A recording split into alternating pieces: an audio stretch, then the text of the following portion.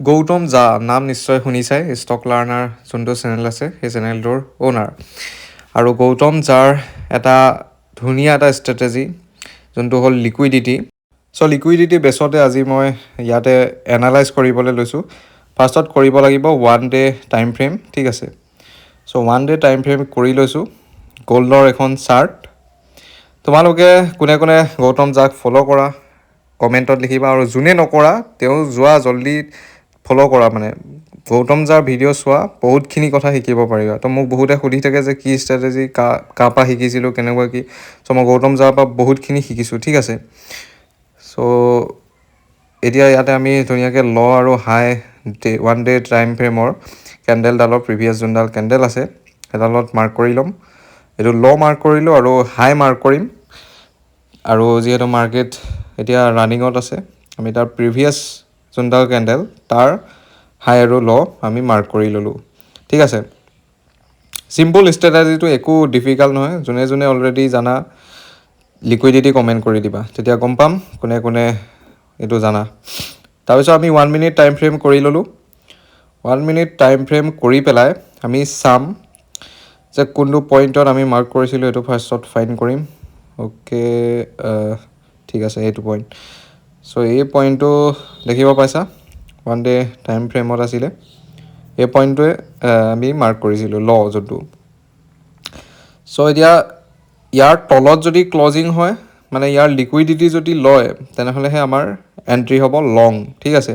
আৰু ঠিক অপজিট যদি আমি ক'ব যাওঁ, তেনেহ'লে এই হাইট যোনটো পইণ্ট আমি মাৰ্ক কৰিছিলোঁ, এই হাই পইণ্টটোৰ ওপৰত যদি ক্লজিং হয়, ঠিক আছে, ওপৰত ক্লজিং হয় আৰু তাত যদি আমাৰ ৰেড কেণ্ডেল ফৰ্ম হয়, তেনেহ'লে আমি শ্বৰ্ট এণ্ট্ৰি প্লেন কৰিম।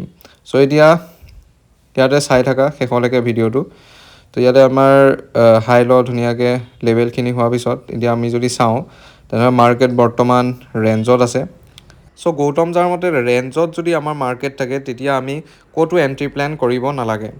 আমাৰ পাৰফেক্ট টাইমলৈ আমি ৱেইট কৰিব লাগে যাতে লিকুইডিটি লয়, আৰু তাৰপিছত আমি এণ্ট্ৰি যাতে কৰোঁ তাৰ কাৰণে আমি ৱেইট কৰিব লাগে।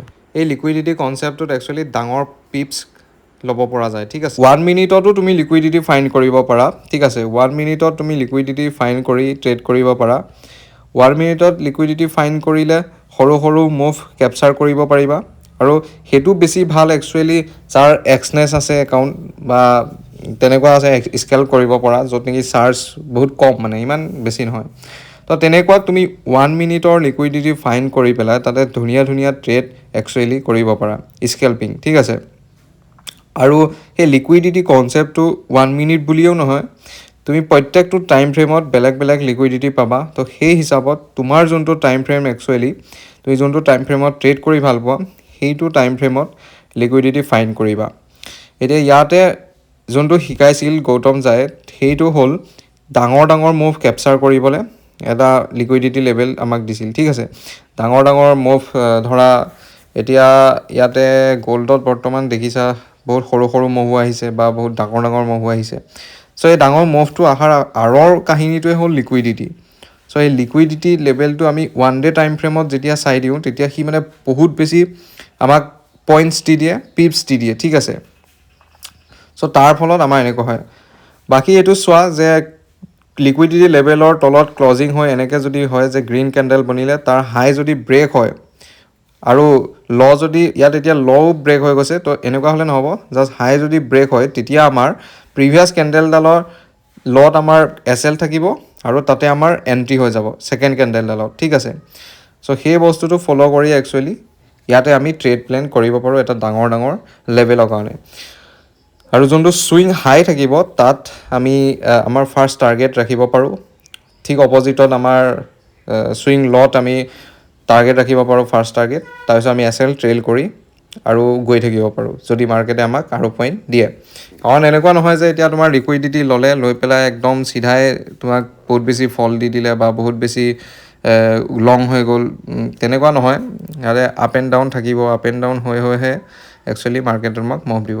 এতিয়া ইয়াতে চোৱা, এইখিনি তোমাৰ 1 মিনিটত ধুনীয়া ধুনীয়া মুভ দিছে। ইয়াতো তুমি এৰাউণ্ড $50 মানটো আহি যায়, ঠিক আছে। ইয়াত যদি ট্ৰেড কৰোঁ তেনেহ'লে $50 মান আহি যায়। কিন্তু মোৰ এতিয়া কথাটো হ'ল আজি দেখাই আছোঁ, এইখিনি চোৱা আজি 3 দিন মানে এতিয়া কমপ্লিট হৈ গ'ল ঠিক আছে 3 দিন কমপ্লিট হৈ গ'ল লাষ্ট যোনটো ট্ৰেড লৈছিলোঁ সেইটোত মই কাউণ্ট নহ'ব বুলি ভাবিছিলোঁ যিহেতু এইটো 16% দেখিছা 1 মিনিটত মই ক্লজিং কৰিছিলোঁ চ' সেইটো কাউণ্ট নহ'ব বুলি ভাবিছিলোঁ কিন্তু এইটো কাউণ্ট হৈ গ'ল এণ্ড ইয়াতে আৰু দুদিন মোৰ কমপ্লিট কৰিব আছে টু লেফ্ট দেখিছা চ' দুদিন মই কমপ্লিট কৰিব লাগিব আৰু সেই দুদিন কমপ্লিট হোৱাৰ পিছত টোটেল 5 ডেজ কমপ্লিট হৈ যাব তেতিয়া নেকি মোৰ মানে এইটোত যদি $400 থাকে মই পাছ কৰিম আৰু ইপিনে 16% যোনটো হৈ আছে এইটো মোৰ 10%ৰ তলত আনিব লাগিব তাৰ কাৰণেও দুটামান ট্ৰেড কৰিব লাগিব সৰু সৰুকৈ অলপ টাইম মানে ৱেইট কৰি ঠিক আছে চ' এইটো চিম্পল বেছিক ডেছবৰ্ডখন মই ইয়াতে দেখাই দিলোঁ এনেকুৱা হৈ আছে $55 যিহেতু একদম মিনিমাম মানে 1% এটা লছ হৈ আছে ত' আমি এতিয়া একদম ভাল ট্ৰেড ল'ব লাগিব য'ত নেকি ডাঙৰ টাৰ্গেট পাওঁ স্কেল কৰি এতিয়া ইয়াতে নহ'ব আমাৰ ঠিক আছে চ' বাকী ইমানেই আছিল একচুৱেলি আজিৰ ভিডিঅ'টোত বেছি একো নাই মই ষ্ট্ৰেটেজিটো কেনেকুৱা কি সেইখিনিৰ ওপৰত এটা ভিডিঅ' বনাওঁ বুলি বনাই দিলোঁ বাকী এতিয়া বৰ্তমানটোতো মাৰ্কেট ছাইডৱেজে হৈ আছে চ' একবাৰ চাই লওঁ চ' ছাইডৱেজ এনেকুৱাই হৈ আছে য়েল্ল' লাইনডাল আমাৰ লেভেল আছিল যিহেতু ওপৰত এডাল আৰু তলত এডাল চ' ইয়াতে একো টাচ কৰা নাই চ' আমি ৱেইট কৰিব লাগিব টাচ কৰালে তেতিয়াহে হ'ব চ' আমি ৱেইট কৰিম এতিয়া ভিডিঅ'টো বেছি লং হৈ যাব নেক্সট ভিডিঅ'ত নিশ্চয় দেখা পাবা যদি এণ্ট্ৰি ইয়াতে মই কৰোঁ আজিলৈ ইমানেই লগ পাম অন্য এটা ভিডিঅ'ত বাই